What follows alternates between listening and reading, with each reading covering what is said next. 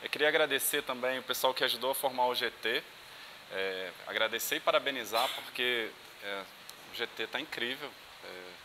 Eu estive em outras Ampofs e em outros GTs, e nada, assim, nenhuma crítica específica a um GT ou a outro, mas esse realmente me gera uma alegria muito grande de participar.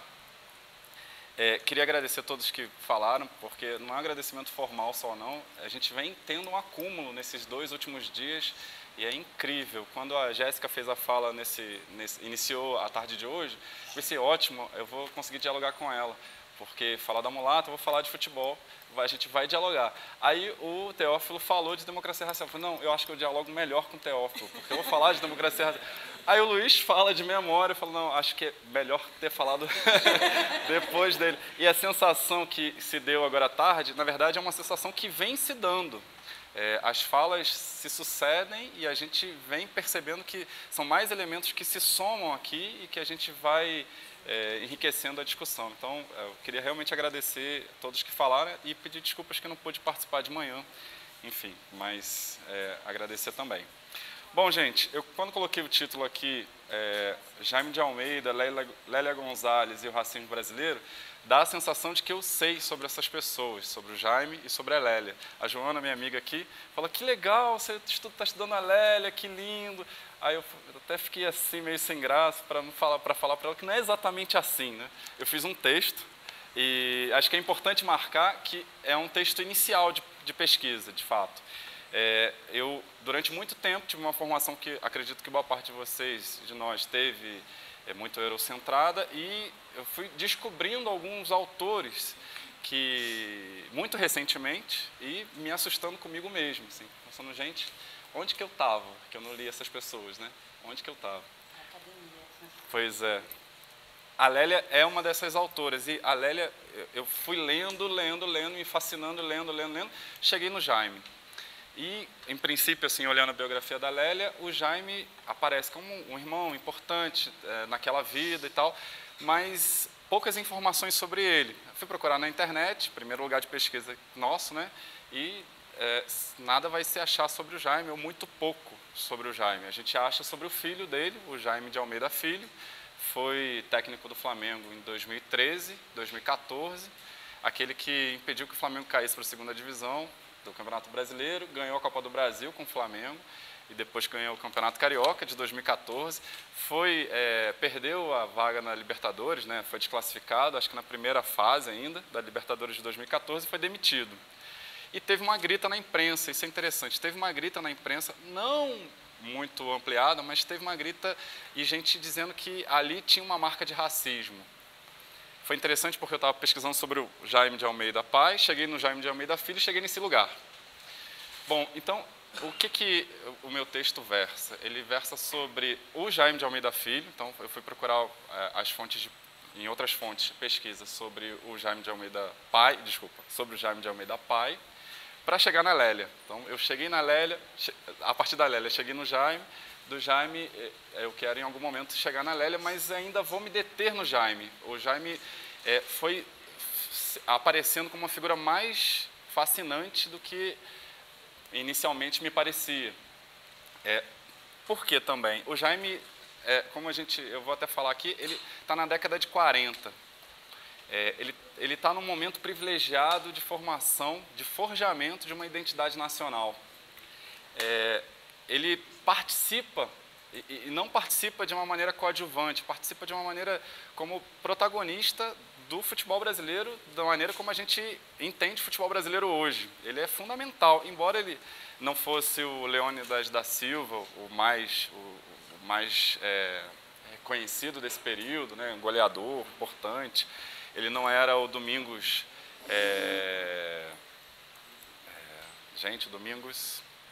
Domingos da Guia, que era um zagueiro importante, seleção brasileira, mas ele jogou com essas duas pessoas no Flamengo, nesse período da década de 40, e ao que parece, eu não consegui concluir isso, não posso afirmar assim, mas ao que parece, há indicações de que mesmo jogando com essas duas pessoas concomitantemente, ele acumulou a posição de capitão do time. Então, Veja a importância dele dentro do time do Flamengo nesse período aí, jogando com Domingos da Guia. Depois que Domingos da Guia vai embora para o Corinthians em 1944, ele efetivamente se torna capitão, jogou todos os jogos, em algum momento vira técnico, capitão, jogador, capitão e técnico do Flamengo, enfim, para ver a importância que ele tinha no time do Flamengo e posterior também, quando ele vai para o Peru, mas enfim, já estou adiantando coisas do texto, vou tentar me manter aqui, tá, gente? Vamos falar um pouquinho sobre o Jaime, ou melhor, sobre Jaime e Lélia, e a sua relação com o futebol também. Dos 17 irmãos de Lélia, Jaime era um dos mais velhos. A diferença de idade entre os dois era de 15 anos. Ele nasceu em 1920, ela em 1935. Dos 18, Lélia era, por sua vez, a 17ª. Como ela própria relata, por ser uma das mais novas, teve algum benefício com isso, diz, abre aspas para Lélia. Eu tive a vantagem de fazer parte da última leva, e um irmão meu foi jogador de futebol e teve a sorte de conseguir ser contratado pelo Flamengo, cresceu no futebol carioca e no futebol nacional. Em 1942, ele trouxe a família para cá, Rio de Janeiro. Papai morreu. O exemplo do meu irmão me estimulou muito para o estudo, e eu terminei cursando um nível superior, fecha aspas aí da Lélia. Em outra passagem, ela nos conta aqui, abre aspas, meu pai simbólico foi Jaime. Meus companheiros de infância eram meu irmão mais novo e meus sobrinhos. Efetivamente, meu pai foi Jaime. Eu fiz o mesmo percurso de que ele foi modelo, ele ultrapassou a barreira de cor, fecha aspas. Como boa parte de nós sabe, Lélia nasceu em Belo Horizonte, em 1935, cresceu depois dos 7 anos de idade no Rio de Janeiro, primeiro morando no Leblon, lugar longe de ser aquele que acomoda a elite carioca nos dias atuais, numa casa de vila. Depois, morando em outro bairro da cidade do Rio de Janeiro, em Ricardo de Albuquerque, numa casa comprada por Jaime de Almeida, quando ele se consolida finalmente como jogador profissional do Flamengo. Enfim, ela vai para essa casa de bairro lá em Ricardo de Albuquerque, que é um bairro mais periférico da cidade do Rio de Janeiro, né? Bom, sabemos que Lélia trabalhou como babá, ainda na passagem da infância para a adolescência, cuidando de filhos de dirigentes do Flamengo, lá entre os anos 40 e 50. Mas, como nos conta, ela rejeitou esse trabalho e o largou. Estudou em escola municipal e estadual e no Colégio Pedro II, na década de 50. Formou-se em 58 em História e Geografia pela Universidade Estadual da Guanabara, que depois veio a se transformar na UERJ. Em 62, se graduou em Filosofia pela mesma universidade. O Jaime, seu turno como jogador, foi um dos mais importantes para o Flamengo em toda a década de 40, tendo jogado pelo clube de 41 a 50, quando se aposentou. Continuou no clube, depois de aposentado, na comissão técnica, até o fim da década de 50. Em 1962, ele se transferiu para o futebol peruano, ficando até 73, quando faleceu em Lima. Destacou-se no Peru como técnico e dirigente de futebol, ganhando 3 campeonatos nacionais, dirigindo a Alianza Lima. E chegou a ser técnico da seleção peruana, mas renunciou depois de apenas um jogo por divergências com dirigentes peruanos. Lá era conhecido como Dom Jaime, tamanho respeito e consideração que tinham por ele. Vale lembrar que, além de Jaime, a gente ainda tem um irmão de Lélia e Jaime que atuou pelo Flamengo, acho que vale marcar, o Tião, atuou em 1953, foi campeão carioca daquele ano, e também o Jaime de Almeida Filho, que foi multicampeão pelo Flamengo entre 73 e 77, e campeão mais recentemente em 2013, e a Copa do Brasil, 14, como técnico do Carioca, né? Sabe-se que antes do Flamengo, Jaime de Almeida, pai, atuou como jogador do Atlético Mineiro, e ao que parece, antes disso, como jogador do 7 de Setembro Futebol Clube, time de Belo Horizonte, mas eu não encontrei qualquer registro dessa passagem dele pelo 7 de Setembro. Olhando as súmulas, né, dos campeonatos de 38, 39, 40, 41, o que eu encontrei foram os jogos de 40 do Jaime lá pelo Atlético Mineiro, quando ele finalmente aparece no time titular do Atlético e é vice-campeão daquele ano. Em 41, ele se transferiu para o Flamengo. Não há registro de como foi efetuada essa negociação e a transferência também, mas em Histórias do Flamengo, o Mário Filho, o jornalista Mário Filho, né, nos conta uma anedota de como teria sido a transferência de outro jogador atleticano para o Flamengo, logo depois do Jaime. Ele nos conta peripécias que Juca, treinador do Bom Sucesso, enfrenta para raptar Quirino, futuro meio-campo do Flamengo e também Celado, jogador que atuaria depois no próprio Bom Sucesso. Os dois jogadores saíram escondidos do Clube Mineiro, onde moravam, era prática comum, né? Saíram escondidos à noite, se trancaram no quarto de hotel com o Juca e fugiram de carro à noite com o treinador do Bom Sucesso, todos assustados, evitando qualquer possível contato com a torcida ou com dirigentes do Atlético, que certamente os impediriam de sair de Minas Gerais. Vixe. Você até me desconcertou agora. Talvez toda essa história possa nos dar uma ideia de como algumas dessas transferências no futebol aconteciam nesse período, né? Da fragilidade dessas pessoas, desses jogadores também, né? Que moravam no clube, que dependiam do clube para a sua sobrevivência realmente. Ao finalizar o comentário sobre essa história sobre Quirino, Mário Filho ainda comenta que o Atlético já estava com pior impressão do Flamengo que lhe tirara Jaime. Talvez o tirara, que aí aparece no texto, seja algo como raptara mesmo, tirara do Atlético às escondidas. De verdade, não sabemos como foi. E como vê a família de Jaime, quase 20 pessoas, Lélia junto, numa viagem de mais de 400 quilômetros, também não sabemos. Apenas sabemos que ele jogou a partir de 41 pelo Flamengo e sua família veio trazida por ele em 42, conforme passagem que eu já citei da Lélia, né? Ela relata esse acontecimento. Sobre a atuação no time do Flamengo, sabe-se que Jaime não se firmou no time titular. Seu primeiro jogo registrado foi um amistoso em 5 de abril de 41, contra o Palestra Itália, futuro Palmeiras, jogo que o Flamengo perdeu por 4-0. Jaime fez depois deste mais 6 partidas consecutivas como titular, mas perdeu no fim de maio a vaga para volante, o experiente jogador argentino que antes atuava como zagueiro.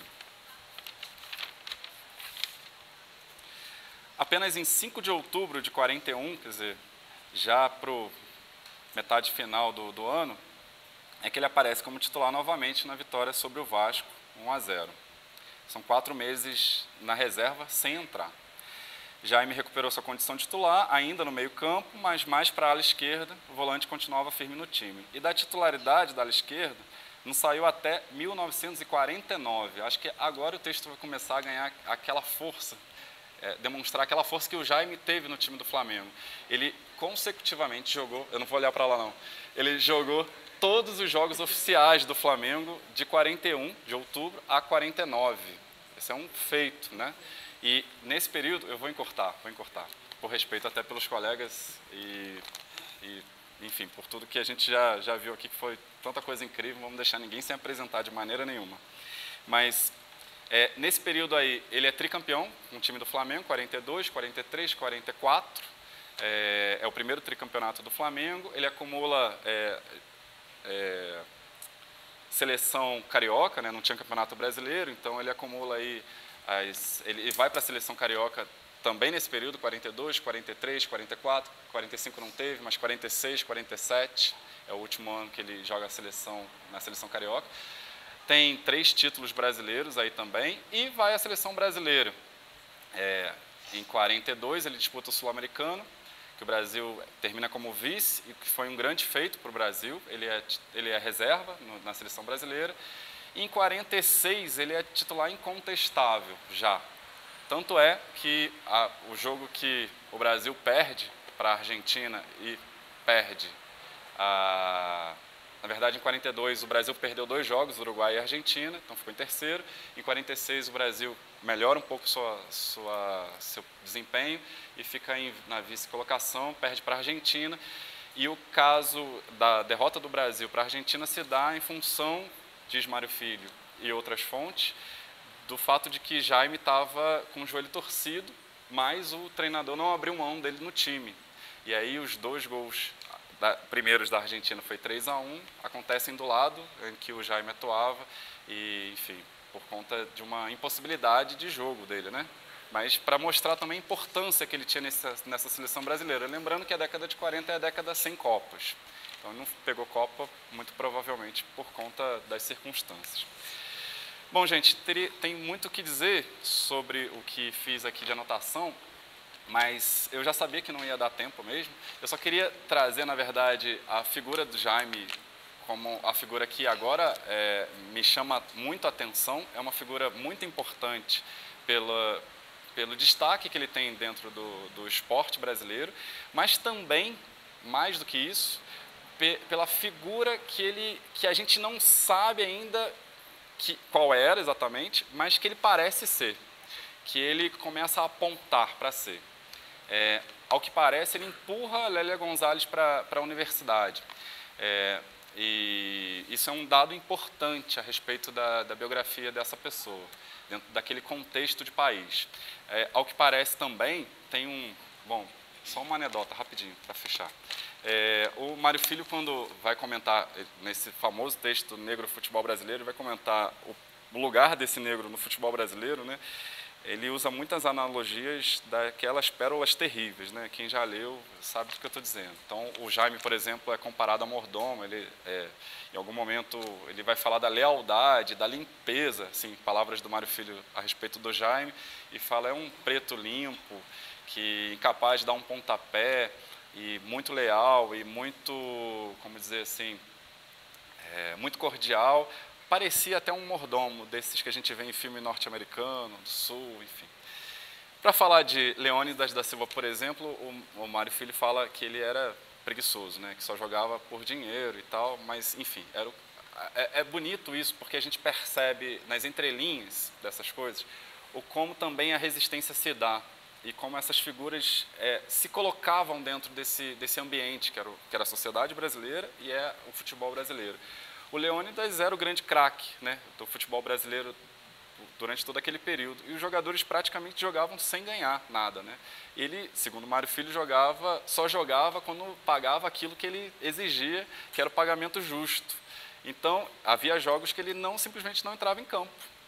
E aí dizia que estava com febre, mas aí chegava um dirigente e pagava aquilo que ele achava justo, ele ia jogar e fazia gol. Isso que era pior, né, para eles.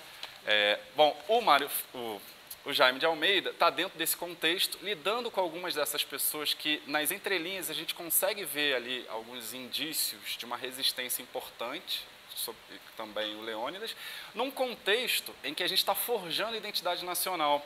Lembra que o Gilberto Freire escreveu a Casa Grande Senzala ali na década de 30, a gente tem o Mário Filho escrevendo sobre o futebol brasileiro e tentando descrever para nós o que é esse futebol brasileiro no meio da década de 40, e Jaime de Almeida atuando dentro dessa sociedade, dentro desse futebol. Bom, não falei nada, né? Mas, de qualquer modo, agradeço a audiência de vocês. Numa outra oportunidade, a gente dá mais detalhes aqui do que pude pesquisar e do que gostaria de continuar pesquisando. Obrigado, gente.